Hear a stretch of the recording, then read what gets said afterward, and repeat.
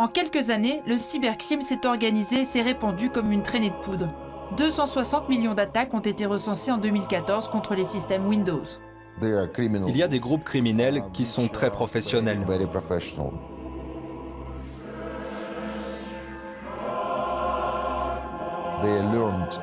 Ils ont appris beaucoup, ils sont très expérimentés.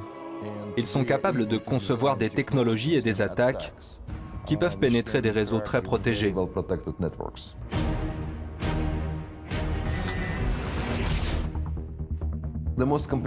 Les attaques les plus compliquées sont conçues la plupart du temps par des pirates de langue russe.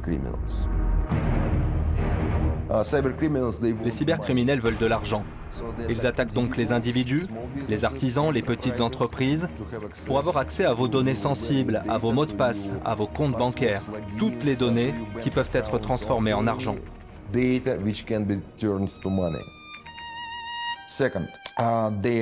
La deuxième évolution actuelle, c'est que le crime organisé a compris le pouvoir de la technologie. Les criminels traditionnels sont de plus en plus attentifs aux technologies informatiques. Je ne veux pas dire qu'ils ont les mêmes compétences techniques que les cybercriminels, non. Le crime organisé garde son corps de métier, mais il emploie maintenant des pirates pour attaquer les systèmes informatiques à son profit. Par exemple, des attaques ont été menées contre des réseaux de stations-service afin de voler du carburant. Des mines de charbon ont aussi été attaquées. C'était en Sibérie pour voler du minerai. Les cartels de drogue sud-américains ont eux piraté le port d'Anvers pour décharger en toute discrétion des conteneurs remplis de cocaïne.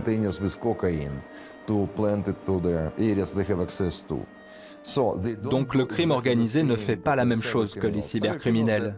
Les cybercriminels attaquent les technologies numériques. Le crime organisé vise, lui, les biens matériels.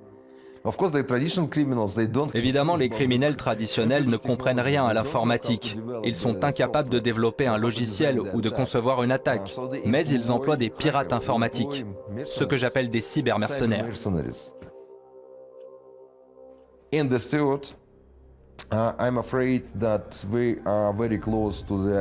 Enfin, la troisième évolution est la suivante.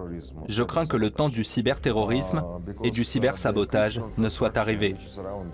Nos infrastructures stratégiques sont très informatisées. Tout ce qui nous entoure est très informatisé. Et malheureusement, tout ceci est vulnérable. Il est possible de déclencher des attaques qui causeraient des dommages très importants. J'ai peur que nous ne voyions de telles attaques très rapidement.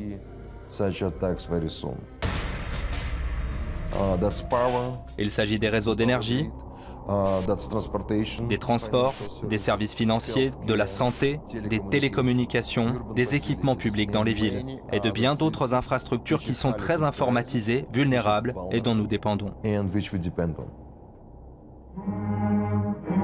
D'ici 2019, le cybercrime devrait coûter 2000 milliards de francs aux entreprises. Face à cette menace grandissante, l'OTAN augmente aujourd'hui ses dépenses. Mais dans cette course contre le cybercrime, les criminels ont souvent un coup d'avance.